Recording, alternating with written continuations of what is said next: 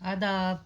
उर्दू सफ़र में आप सबका इस्तकबाल है। 9th क्लास के बच्चों, खोल लीजिए अपनी उर्दू की नई किताब। आज हम करने जा रहे हैं तशरीह। सबक पढ़ा था हमने खुतूत गालिब। थोड़े से अल्फाज मायनी समझ लेते हैं। माजूर का मतलब है मजबूर, कमज़ोर। लुगात जमा लुगत की डिक्शनरी। निहाल पौधा दरख्त। उज़र बहाना। समर नौरस एक पका हुआ फल।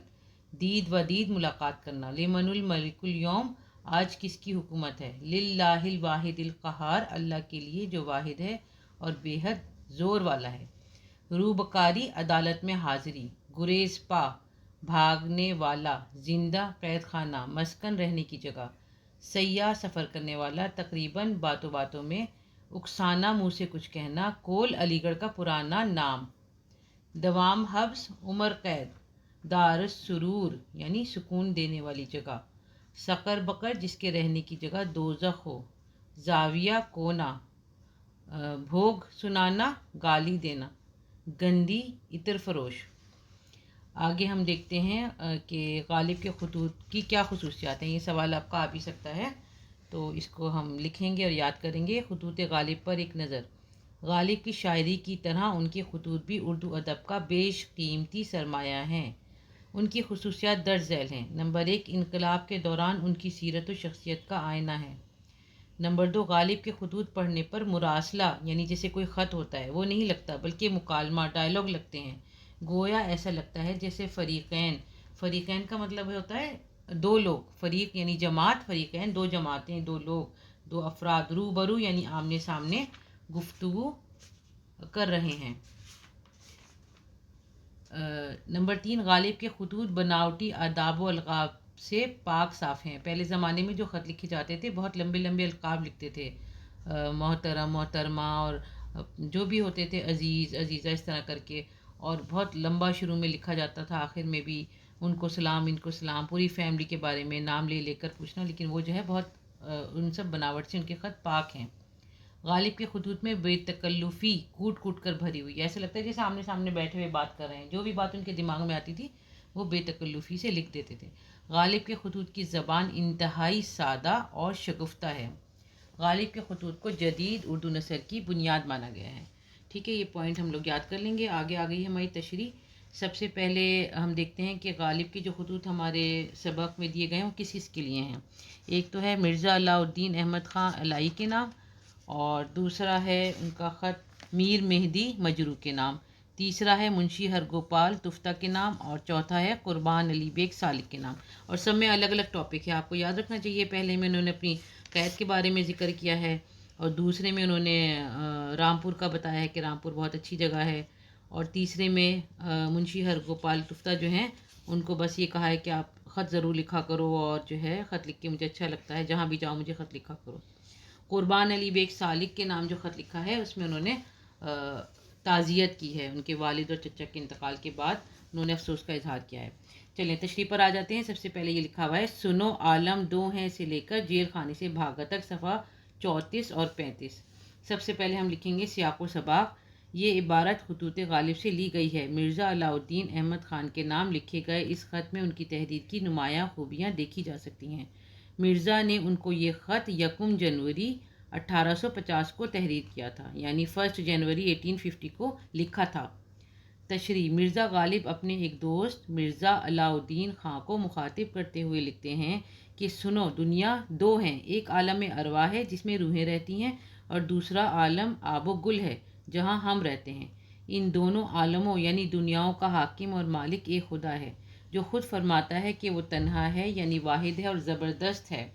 आम बात यह है कि दुनिया में जुर्म करने वालों को आलम अरवा में उसके गुनाहों की सज़ा मिलती है, लेकिन ऐसा भी है कि आलम अरवा के गुनाहगार बंदे को दुनिया में भेजकर सज़ा दी गई है। चुनाचे मुझे रजब 1212 को अदालत में हाज़िरी के लिए यहाँ भेजा गया। 13 साल हवालात में कैद रहा, और 7 रजब 1225 को मुझे उम्र कैद हुई। मेरे पाँव में बेड़ी डाल दी गई और दिल्ली को कैद मुकर्रर करके मुझे इस कैद खाने में डाल दिया गया। मैंने इस कैद खाने में नज़में भी कहीं और नसर भी लिखी। बरसों इस कैद खाने में रहने के बाद बिलाखिर मैं भाग खड़ा हुआ। बस तशरीह में आपको अपने अल्फाज में लिखना है, और ये याद रखना है कि ये कहाँ से लिया गया है, कौन से सबक से कौन सा जो है ख़त है। आगे है दूसरा, आहा आहा से स्टार्ट हो रहा है, मेरा प्यारा मेहदी आया से लिख सकता तक, सफ़ा 36। फिर हम सियाक़ व सबाक़ लिखेंगे कि ये इबारत खतूत गालिब से ली गई है। थोड़ा सा चेंज करेंगे, इसमें लिखेंगे ये ख़त गालिब ने मीर मेहदी मजरू के नाम फरवरी 1860 को तहरीर किया है। गालिब इनसे मुखातिब होते हुए कहते हैं, आगे तशरीह हेडिंग डालेंगे, मेरा मेहदी आ गया, आओ भाई, तुम खैरियत से तो हो, बैठो, ये रामपुर है खुशियों की जगह, यहाँ जो मज़ा है वो दूसरी जगह कहाँ। शहर से कोई 300 कदम के फासले पर कोसी नाम का एक दरिया बहता है। बिलाशुबा खुदा ने इस दरिया में आब हयात का कोई चश्मा ज़रूर मिलाया है, जिसकी वजह से इसका पानी मीठा है। अगर इस तरह भी है तो आब हयात तो अल्लाह के फजल से उम्र को बढ़ाता है, मगर इस कदर मीठा नहीं होता। तुम्हारा ख़त मिला, शक करना बेकार है, मेरा मकान डाक खाने के नज़दीक है और डाक मुंशी मेरा दोस्त है। ना तो उर्फियत लिखने की ज़रूरत, ना ही मोहल्ला लिखने की ज़रूरत। उर्फियत हमने आपको बताया था, उर्फियत होता है जिसे पहचान बनाने के लिए किसी को उसके बाप या बेटे के नाम से पहचाना जाए, बिन या फिर इस तरह लिखते हैं ना अरबी में, और सन ऑफ या डॉटर ऑफ या फादर ऑफ इस तरह करके। तो इन्होंने कहा ये भी लिखने की ज़रूरत नहीं है। बिना किसी तजब्जुब के ख़त भेज दिया कीजिए। तजब्जुब का मतलब है फ़िक्र, और जवाब दिया कीजिए, यहाँ हर तरह से खैरियत है, अभी तक नवाब साहब का मेहमान हूँ, आगे क्या होता है अल्लाह जाने। मेहमान नवाजी में यहाँ कोई कमी नहीं होने दी जा रही है। मेरे साथ दोनों लड़के भी मुकीम हैं। मुकीम का मतलब है रह रहे हैं, क़याम किया हुआ है। इस वक्त इससे ज़्यादा कुछ नहीं लिख सकता। अब इन्होंने एकदम से बस ख़त ख़त्म कर दिया। इनका बेतकल्लुफ़ी का अंदाज़ है कि बस जब बात ख़त्म हुई तो फ़ौरन ख़त ख़त्म कर दिया।